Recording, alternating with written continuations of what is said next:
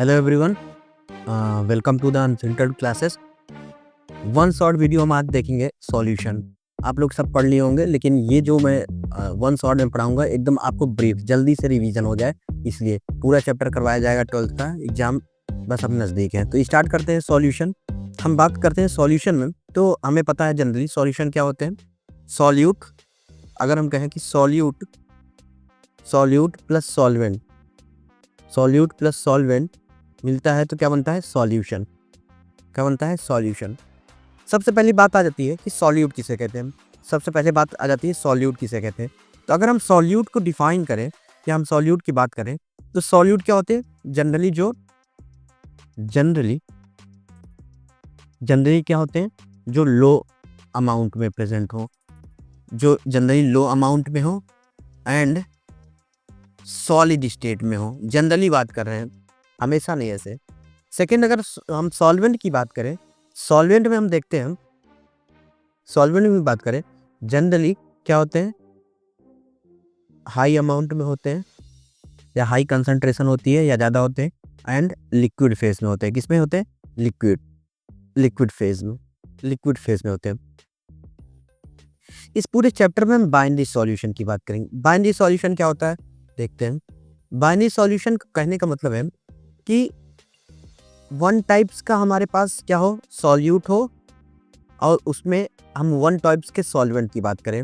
One types का solvent की बात करें मतलब कि एक ही तरह के सॉल्यूट के पार्टिकल्स हो और एक तरफ के ही क्या हो? सॉल्वेंट। तो हम उसको क्या बोलेंगे? Binary solution. तो बाइनरी का मतलब ही है कि जिसमें केवल एक टाइप्स का सॉल्यूट प्रेजेंट हो और एक टाइप का सॉल्वेंट, बस जनरली। अगर हम बात करें अब डायरेक्ट, ये तो छोटी छोटी चीज़ें थी जो एग्जाम में नहीं आएगी, लेकिन आपको पता होना चाहिए सॉल्यूट क्या है, सॉल्वेंट क्या है। इस पूरे चैप्टर को हम तीन पार्ट में डिवाइड करेंगे। इस पूरे चैप्टर को हम 3 पार्ट में डिवाइड करेंगे। किसमें? 3 पार्ट में। पहला पार्ट में हम कंसंट्रेशन टर्म पढ़ेंगे। क्या पढ़ेंगे? कंसंट्रेशन टर्म के बारे में जानेंगे। दूसरा हम देखेंगे इसमें एक हेनरी लॉस के बारे में पढ़ेंगे। राउल्स लॉ के बारे में पढ़ेंगे, राउल्स लॉ। तीसरा हम आइडियल सॉल्यूशन। चौथा हम नॉन आइडियल सॉल्यूशन और उसके एप्लीकेशन के बारे में पढ़ेंगे। नेक्स्ट पार्ट में हमारे कॉलिगेटिव प्रॉपर्टी के बारे में पढ़ेंगे। कॉलिगेटिव प्रॉपर्टीज के बारे में पढ़ेंगे। कंसंट्रेशन टर्म में हमें 4-5 टर्म पढ़ना होगा। पहले क्या है? पहले हम मोलैरिटी के बारे में जानेंगे। दूसरा हम मोलैलिटी के बारे में जानेंगे। तीसरा हम मोल फ्रैक्शन के बारे में जानेंगे। चौथा नॉर्मेलिटी। पांचवा वेट बाय वेट परसेंट के बारे में। छठवां वॉल्यूम अपॉन वॉल्यूम परसेंट के बारे में। सातवां वेट बाय वॉल्यूम परसेंट के बारे में। और आठवां हम बात करेंगे पीपीएम के बारे में। इसमें हमें 7 टर्म पढ़ेंगे। अब इसमें हम बता ही दिए थे, हमें सेकंड पार्ट में हमें हेनरी लॉस के बारे में पढ़ेंगे, उसके एप्लीकेशन, राउल्स लॉ और उसके application, ideal solution, non ideal solution. एक लास्ट में हम एजियोट्रॉपिक मिक्सचर्स के बारे में पढ़ेंगे। अब कॉलिगेटिव प्रॉपर्टी हमें पता है, इसमें हमको 4 पढ़ना होता है। RLVP, ये क्या होता है? Relative lowering of vapour pressure. Second, elevation in boiling point. तीसरा हम डिप्रेशन इन फ्रीजिंग पॉइंट के बारे में। चौथा हम ऑस्मोसिस के बारे में पढ़ेंगे। ये पूरा चैप्टर हमारा खत्म। और लास्ट में हम वेंट ऑफ फैक्टर के बारे में थोड़ा सा बात कर लेंगे। वेंट ऑफ फैक्टर, बस चैप्टर फिनिश हो जाएगा। ये पूरा एक ओवरव्यू है। इस चैप्टर में क्या पढ़ना है, व्हाट वी स्टडी, मतलब ये सॉल्यूशन का टेबल है, सॉल्यूशन का टेबल। इतना ही हमें पढ़ना है, इतना ही पढ़ना है। इस तरह से हम डिज़ाइन किए हैं। इसमें केवल 3 पार्ट। पहले पार्ट में पार्ट 1, इसको हम नाम देंगे पार्ट 2, इसको हम नाम देंगे पार्ट 3। मतलब पहले पार्ट में हम इतनी कंसंट्रेशन टर्म्स के बारे में जानेंगे। पार्ट 2 में हम Henry law, ideal solution, Raoult's law. Part 3 में कॉलिगेटिव प्रॉपर्टी और चैप्टर फिनिश। साथ साथ के क्वेश्चंस भी देखेंगे। चलिए आगे हम अब स्टार्ट करते हैं पार्ट 1। पार्ट 1 में हम पहले हम पार्ट 1 में जो हम पार्ट 1 में पहले पढ़ेंगे, पहला मोलैलिटी के बारे में। मोलैलिटी क्या होता है सब लोग जानिए। कैपिटल M से दिखाया जाता है। मोलैलिटी क्या होता है? इट इज डिफाइंड एज क्या होता है? It is defined as number of moles of solute. किसकी? सॉल्यूट के मोल्स के बारे में हम पढ़ेंगे। डिवाइड कर देंगे किससे? Volume of solution in litre. In किसमें हम लेंगे? लीटर में। इनटू में 1000 इनटू में 100 कर देंगे। ठीक, परसेंटेज में निकालना हो तो या हम इसी छोड़ देंगे। ये मोलैरिटी के बारे में जाने। अब मोलैरिटी कैपिटल M से ध्यान दीजिएगा, यहाँ पे number of moles of solute. तो हम number of moles of solute कैसे निकालेंगे बच्चों? तो इसको मोलैरिटी लिख सकते हैं, number of moles N upon volume of solution. तो इसकी यूनिट की हम बात करें तो यूनिट क्या हो जाएगी? Number of moles per litre, इसकी यूनिट हो जाएगी। इसकी यूनिट एक यहाँ पे नोट करने वाली बात क्या है मोलैरिटी के बारे में कि it is temperature dependent. It is temperature dependent quantity. क्यों हम ऐसे बोल रहे हैं कि ये टेम्परेचर पर डिपेंड? जहाँ पे वॉल्यूम टर्म आ जाए, यहाँ पे वॉल्यूम टर्म है ना, तो वॉल्यूम किस पे डिपेंड करती है? टेम्परेचर पे डिपेंड करती है। वॉल्यूम टेम्परेचर पे डिपेंड करती है, इसलिए that's why it is depend on temperature. ध्यान रखिएगा, इट डिपेंड ऑन टेम्परेचर पे। ठीक, ऐसी वो क्वांटिटी जिसमें वॉल्यूम टर्म आ जाए बच्चों, simple.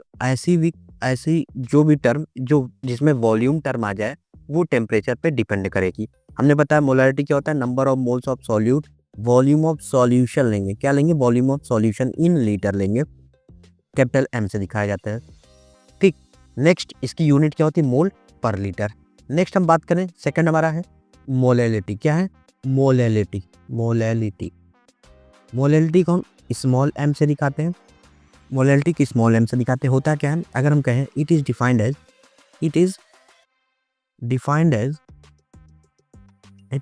As the number of moles of solute divide कर देंगे किससे? हम यहाँ पे mass of solvent in KG. क्या किस में लेंगे? Mass of solvent in KG में हम ले लेंगे। अगर इसकी यूनिट की बात करें तो n अपॉन क्या लिख सकते हैं? मास of solvent in KG. Small m इसको हम लिख सकते हैं, अगर यूनिट की बात करें तो मोल्स पर केजी। नोट करने वाली बात क्या है यहाँ पे? It is temperature independent. ये क्या होता है? टेम्परेचर इंडिपेंडेंट होता है। क्यों हम बोल रहे हैं टेम्परेचर इंडिपेंडेंट क्यों होता है? क्यों? इसमें वॉल्यूम टर्म नहीं है। Because there is no volume term present है यहाँ पे। तो इसकी यूनिट हो गई मोल पर केजी और ये टर्म मोलैलिटी हो गई। तो एक कभी कोई क्वेश्चन आता है कि अगर मान लेते हैं हम लैब में अगर हम क्वेश्चन की बात करें कि out of which molality and molarity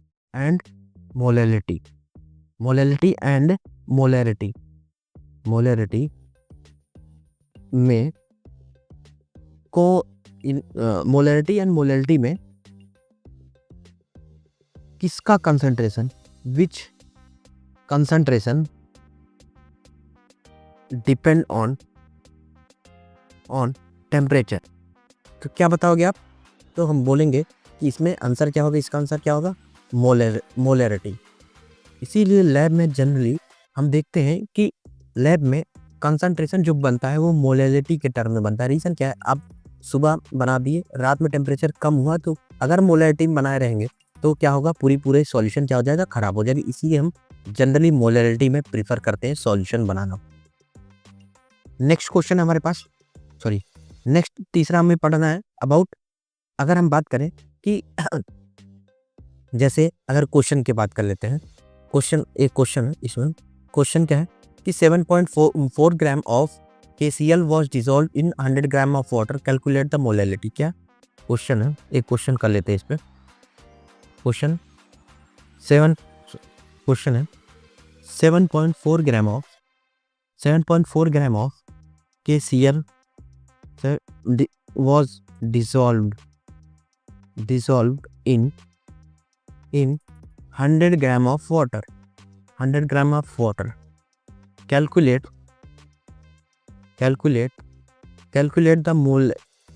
the molality. अगर हम कहें कैलकुलेट द मोलैलिटी की बात करें हैं, molality of the solution, calculate the molality of solution करना है, हमें सबसे पहले इसका सॉल्व क्या कहते हैं, हमें पता है मोलैलिटी क्या होता है, number of moles of solute upon mass of solvent in KG, ये देखना है। तो हम पहले नंबर ऑफ मोल्स निकालेंगे, तो नंबर ऑफ मोल्स कैसे निकालेंगे, number of moles is equal to क्या होता है, गिवन मास अपॉन में हम क्या करते हैं mm, मोलर मास का गिवन मास कितना है 7.4 ग्राम, 7.4 ग्राम डिवाइड करेंगे KCl का मास कितना होता है। अगर हम KCl की बात करें तो पोटेशियम और क्लोरीन का 35.5 और पोटेशियम का कितना होता है, अगर हम कहें कि 40, तो ये आ जाएगी 74 पॉइंट समथिंग। तो यहाँ पे हम KCl का मोलर मास रखेंगे, तो यहाँ से हमारे पास क्या निकल जाएगा हमारे पास मोल्स ऑफ सॉल्यूट। तो अगर हम बात करें ये आ गया, अगर हम कहें मास ऑफ Kg, तो यहाँ मोलरिटी, ये तो हमारा मोल्स आ गया, ये हमारा आ गया मोल्स। यहाँ से अगर हम पोटेशियम की बात करें तो अगर हम पोटेशियम की बात करें मोलर मास में, अगर हम यहाँ से मोलर मास कैलकुलेट करें KCl का, तो क्लोरीन का हमारे पास एटॉमिक नंबर 17, इसका 35.5, पोटेशियम एटॉमिक नंबर 19, तो 39 प्लस 35.5, तो ऐड इसको हम कर लेंगे, अप्रॉक्स इसकी वैल्यू आ जाएगी 0.5 और 39 और 35 ऐड करते हैं 0.5, 5, 9 और 5, 9 और 5,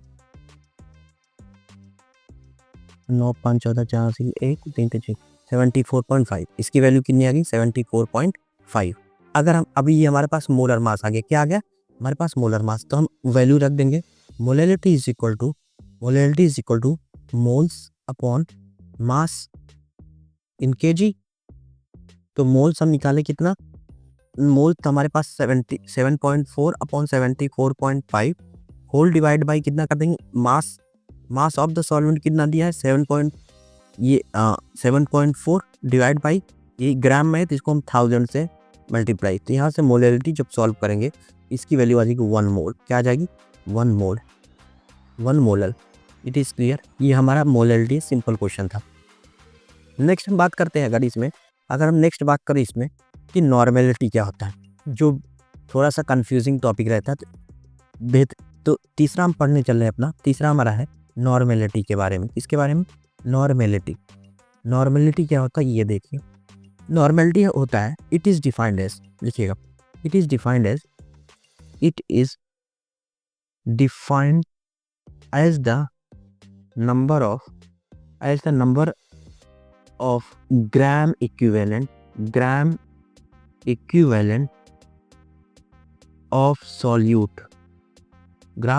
of solute present in 1 liter of solution। अगर क्या है, it is defined as the number of gram equivalent, ये लाइन अंडरलाइन कीजिएगा, number of gram equivalent of solute present in कितने में 1 लीटर ऑफ सॉल्यूशन में, बस इतना ध्यान रखिएगा। तो अगर हम कहें तो नॉर्मेलिटी को इस कैपिटल N से निकालते हैं, कैपिटल N से, तो नॉर्मेलिटी हो जाएगी gram equivalent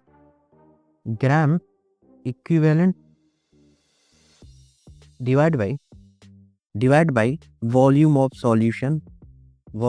solution in litre, किस में लेंगे हम, लीटर में। तो अगर यूनिट की बात करें, यहाँ से हम यूनिट निकालते हैं, यूनिट की बात करें तो इसकी यूनिट क्या हो जाएगी, ग्राम इक्विवेलेंट डिवाइड बाई क्या, लीटर। तो यूनिट क्या होगी इसकी, gram equivalent divide by litre, ये हमारी यूनिट आ गई। तो अगर सबसे इसमें प्रॉब्लम क्या आता है, ग्राम इक्विवेलेंट क्या होता है बच्चों, देखिएगा, तो ग्राम इक्विवेलेंट को निकालने का तरीका होता है gram equivalent is equal to given mass, क्या करेंगे हम, गिवन मास डिवाइड कर देंगे किससे, इक्विवेलेंट मास से, किससे, इक्विवेलेंट मास से। अब यहाँ पे आ गया इक्विवेलेंट मास कैसे हम निकालेंगे, एक फॉर्मूला हमारे पास तो ये आ गया given mass upon equivalent mass. Second problem आ गया कि हम इक्विवेलेंट मास कैसे निकालते हैं, यहाँ से देखिएगा इक्विवेलेंट मास की बात करें हम, इक्विवेलेंट मास की बात करें इसमें, इक्विवेलेंट मास की हम बात करें तो वो निकलता है मोलर मास डिवाइड कर देंगे एन फैक्टर से, एन फैक्टर या इसी को बोलते हैं कभी कभी वैलेंसी फैक्टर और वैलेंसी फैक्टर के बारे में। तो ये क्या होता है ध्यान दीजिएगा, इसको भी हम टेबल बना देते हैं, ठीक। अब मोलर मास डिवाइड कर देंगे एन फैक्टर से, तो एन फैक्टर कैलकुलेशन फॉर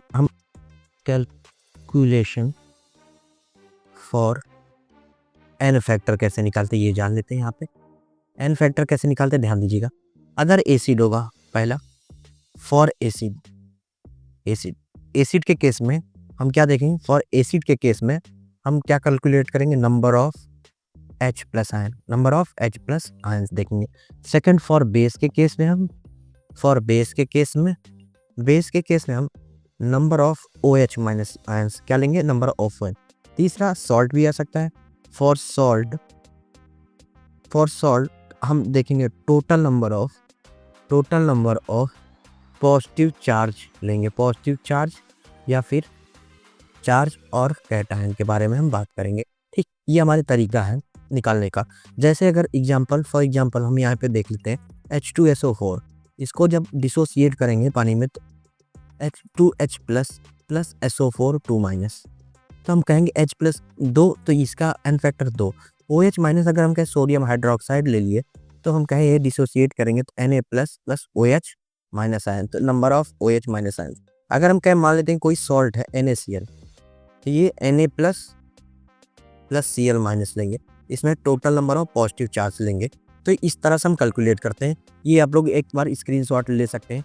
क्या होता है नॉर्मेलिटी, क्या होती है, gram equivalent divide by volume of solution ले लेंगे इन लीटर में। उसके बाद यूनिट क्या होती है, ग्राम इक्विवेलेंट पर लीटर, ठीक। ग्राम इक्विवेलेंट क्या होता है, गिवन मास अपॉन इक्विवेलेंट मास कर देंगे। क्यों, ग्राम इक्विवेलेंट हमको निकालना है तो ग्राम इक्विवेलेंट अपॉन वॉल्यूम, तो ग्राम इक्विवेलेंट क्या होता है, given mass upon equivalent mass. अब इक्विवेलेंट मास कैसे निकालेंगे, वो molar mass divide by N factor. N factor कैसे निकालेंगे, फॉर एसिड के लिए number of H plus ion, for base के लिए number of OH minus ion, for salt के लिए total number of positive charge. It is clear, इतनी बात क्लियर है, ठीक। अगर इतनी बात क्लियर है तो एक क्वेश्चन हम देते हैं, आप लोग सब ट्राई कीजिएगा। जैसे अगर हम कहें कि कैलकुलेट, एक क्वेश्चन है, पहले क्वेश्चन देख लेते हैं।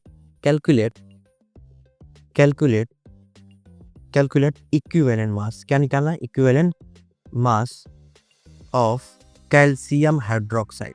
किसका निकालना है, कैलकुलेट क्या करना है, कैल्शियम हाइड्रोक्साइड का हम इक्विवेलेंट मास निकालेंगे। तो हमें पता है इक्विवेलेंट मास होता क्या है, मोलर मास अपॉन में एन फैक्टर।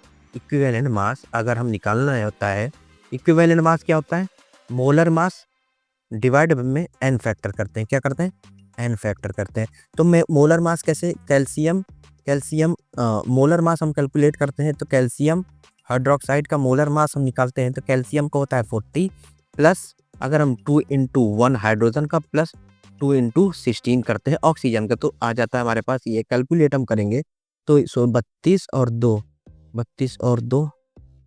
34 और ये आ जाएगा 74 यूनिट, क्या आ जाएगा 74 यूनिट आ गया। ये मोलर मास। एन फैक्टर की हम बात करें, एन फैक्टर की बात करें हम तो यहाँ पे कैल्शियम हाइड्रोक्साइड है स्ट्रॉन्ग बेस, ये जिसको हम डिसोसिएट करते हैं तो calcium 2 plus 2 OH minus ion, ये इसकी वैल्यू आ गई OH माइनस आयन 2, क्योंकि हमको बेस में क्या लेना होता है 2।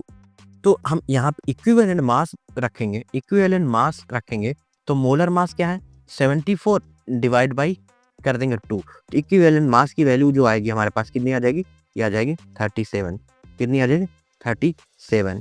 ये हमारी इस तरह हम कैलकुलेट करेंगे तो एक बार नोट कर लीजिए, how to calculate equivalent mass. ठीक, अगर और हम बात करें कि इक्विवेलेंट मास, अच्छा एक होमवर्क आप लोग के लिए दे रहे हैं, क्वेश्चन है, कैलकुलेट आप लोग को करना है, कैलकुलेट इक्विवेलेंट मास ऑफ किसका निकालना आप लोग, Na2CO3 का करके आप लोग दिखाइएगा। ये होमवर्क है आप लोग के लिए, प्लीज एक बार ट्राई कीजिएगा। नेक्स्ट हम बात करें थोड़ा सा इसमें और आगे चलते हैं। अगर मान लेते हैं हमको नॉर्मेलिटी ही निकालना पड़े, इसमें हम नॉर्मेलिटी की बात करें, क्वेश्चन अब प्रॉपर नॉर्मेलिटी पे निकालना है। किस पे निकालना है, क्वेश्चन ऑन नॉर्मेलिटी। क्वेश्चन हम देखते हैं, नेक्स्ट क्वेश्चन है, हमें क्या क्वेश्चन है, क्वेश्चन क्या है, 0.98 gram of H2SO4 is present in 500 ml solution, find normality। क्या निकालना, find normality।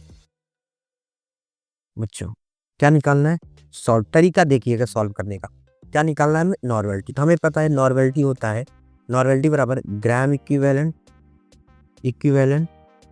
अपॉन क्या कर देंगे हम, volume of solution in litre.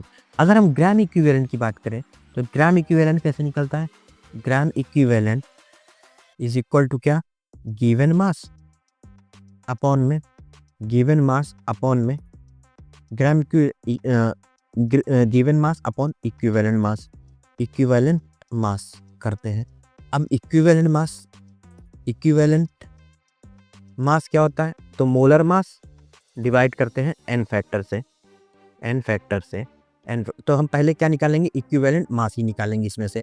Equivalent mass कैसे निकालेंगे, इक्विवेलेंट मास, तो मोलर मास की अगर हम बात करें किसका, H2SO4 का, तो मोलर मास आएगी इसका 98, H2SO4 का मोलर मास कैलकुलेट करेंगे तो आएगा 98 ग्राम। तो ये molar mass 98, N factor H2SO4 का भी हम बताए थे, एसिड है तो 2H प्लस SO4 2 माइनस, तो 298 डिवाइड बाई 2, तो यहाँ से हमारे वैल्यू रखेंगे तो इसकी वैल्यू आ जाएगी हमारे 49। क्या आ गया, 49। ये हमारा क्या, इक्विवेलेंट मास आ गया। क्या आ गया, इक्विवेलेंट मास। यहाँ अब हम ग्राम इक्विवेलेंट बात करें तो ग्राम इक्विवेलेंट में इक्विवेलेंट, तो गिवन मास हमारे पास दिया है 0.98 ग्राम, 0.98 ग्राम अपॉन हम कर देंगे किससे, 49 से, किस 14, तो हमारा ग्राम इक्विवेलेंट मास आ गया। अब हम नॉर्मेलिटी निकालें, नॉर्मेलिटी तो ग्राम इक्विवेलेंट कितना आ गया, 0.98 gram upon 49 whole divide by हम किससे कर देंगे, volume of solution in litre, volume of solution तो 500 ml दिया है, तो इसको हम कन्वर्ट कर देंगे लीटर में, तो डिवाइड कर देंगे 1000 से, डिवाइड कर देंगे 1000 से, तो नॉर्मेलिटी यहाँ पे कैलकुलेट हम कर लेंगे 0.02, कितना आ जाएगा 0.02। अब इक्विवेलेंट पर लीटर या एन, ये इसका आंसर हो। आप लोग एक बार प्लीज इसको ट्राई कीजिएगा। सॉरी, इसकी वैल्यू कैलकुलेट करने क्या आएगी, 0.04, इसकी वैल्यू आएगी 0.04, एक बार कैलकुलेट कर लीजिए 0.04।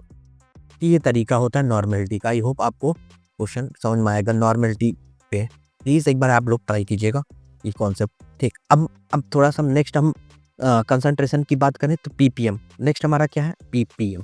ये था नॉर्मेलिटी हमारा, पीपीएम के बारे में हम जान लेते हैं। पीपीएम होता क्या है, पीपीएम का फुल फॉर्म होता है पार्ट्स पर मिलियन। क्या इसको बोलते हैं, पार्ट्स पर मिलियन। क्या बोलते हैं इसको, पार्ट्स पर मिलियंस। अच्छा, इट यूज कहाँ था, it is used to express the very low concentration of solute। क्या, लो कंसंट्रेशन ऑफ सॉल्यूट कहाँ पे एक्सप्रेस होता है, जहाँ पे सॉल्यूट की कंसंट्रेशन कम हो। तो 1 मिलियन बराबर हमें पता है 10 लाख होता है, 1 मिलियन बराबर 10 लाख, तो हम 10 लाख तो पार्ट पर मिलियन, तो हम कहेंगे 10⁶ पार्ट, 10⁶ पार्ट। तो it is number of parts of, तो इसको हम लिख क्या सकते हैं, it is the number of parts by mass of solute present इन पर मिलियन, या हम कहें कि पर मिलियन ऑफ सॉल्यूशन। तो पीपीएम लिख सकते हैं, पीपीएम इज इक्वल टू होता है मास of solute divide by mass of solution into में 10⁻6 कर देंगे। क्या कर देंगे? 10⁻6 कर देंगे। ठीक है, ppm क्या है? मास ऑफ सॉल्यूट डिवाइड कर देंगे mass of solution into 10⁻6। It is clear. ये हमारा पार्ट्स पर मिलियन का तरीका है। अब हम एक चीज थोड़ा सा देख लेते हैं, मोल फ्रैक्शन। नेक्स्ट हमारा है मोल फ्रैक्शन के बारे में हम जान लेते हैं। क्या है? Mole fraction. मोल फ्रैक्शन के बारे में हम जान लेते हैं। मोल फ्रैक्शन क्या होता है? अगर हम कहें कि मोल फ्रैक्शन होता है, कि मान लेते हैं मोल फ्रैक्शन को साई से बोलते हैं या जाई, सब लोग बोलते हैं। मोल फ्रैक्शन क्या होता है? अगर हम कहें कि mole fraction of a component, मान लेते हैं फॉर टू कंपोनेंट, दो कंपोनेंट की बात करें, मान लेते हैं ए क्या है? सॉल्वेंट, बी क्या है? सॉल्यूट, और यहाँ बन रहा है सॉल्यूशन। फॉर टू कंपोनेंट के लिए तो हम कहें कि mole fraction of a component, तो moles of A divide by हम क्या करेंगे? Total moles of A plus two B, तो ये हम एक्स। अगर हम कहें मोल फ्रैक्शन ऑफ बी, तो moles of B divide by N A plus N B. तो अगर हम कहें N A plus N B, तो एक चीज जान लेते हैं, X A plus X B, इसको एक्स ही पढ़ना, बराबर 1 होता है। किसके लिए? For binary component. ठीक, तो मोल फ्रैक्शन की वैल्यू कितनी आ गई? 1। क्या होती है? मोल फ्रैक्शन की वैल्यू कितनी होती है? 1। अच्छा, नोट इसमें it has no unit, it has no unit, पहला। सेकंड क्या? Unitless quantity, it is unitless quantity, या हम कहें इट इज रेशियो। ये क्या है? एक तरह से रेशियो है। क्या है रेशियो? मोल्स को हम डिवाइड कर रहे हैं, number of moles A upon जिस कंपोनेंट के लेंगे ऊपर, डिवाइड बाय हम टोटल मोल्स कर देंगे। ये हमारा मोल फ्रैक्शन आ गया। क्या आ गया? हमारा मोल फ्रैक्शन आ गया। अच्छा, एक रिलेशन अगर हम बात करें, रिलेशन बिटवीन, अगर हम कहें कि मोलरिटी और नॉर्मेलिटी की बात करें, यहाँ पे नोट करने वाली बात है। अगर हम देखते हैं relation between molarity, direct question आता है, मोलरिटी एंड नॉर्मेलिटी की बात करें तो एक रिलेशन आता है। क्या? देखिए क्या, तो अगर हम कहें कि normality is equal to molarity into में एन फैक्टर, क्या? एन फैक्टर, ये रिलेशन आता है। आप एक बार नॉर्मेलिटी का फॉर्मूला रखिएगा, एक बार मोलरिटी का फॉर्मूला रखिएगा, दोनों कंपेयर कर दीजिए तो यही इक्वेशन आएगी। क्या आएगी? यही इक्वेशन आएगी। तो एन फैक्टर हम बता दी। एक चीज़ तो यहाँ समझ में आ गया, नोट करने वाली बात क्या है कि नॉर्मेलिटी इज ऑलवेज ग्रेटर और इक्वल टू मोलरिटी। मतलब ये कि नॉर्मेलिटी की वैल्यू हमेशा मोलरिटी के बराबर या उससे ज़्यादा आएगी, कम नहीं है। क्यों? Multiply by N factor, N factor कुछ तो होगा ना। तो एन नॉर्मेलिटी क्या है? हमेशा नॉर्मेलिटी बड़ा आएगा। नोट करने वाली बात है, ये रिलेशन था। नेक्स्ट अगर हम रिलेशन की बात करें, इसमें relation between molarity and molarity में 2 केस होता है। ये हमारा पहला रिलेशन था, ये हमारा क्या था? पहला रिलेशन था। दिस इज दूसरा रिलेशन। सेकंड, अगर हम कहें relation between molarity and molarity में, रिलेशन बिटवीन मोलरिटी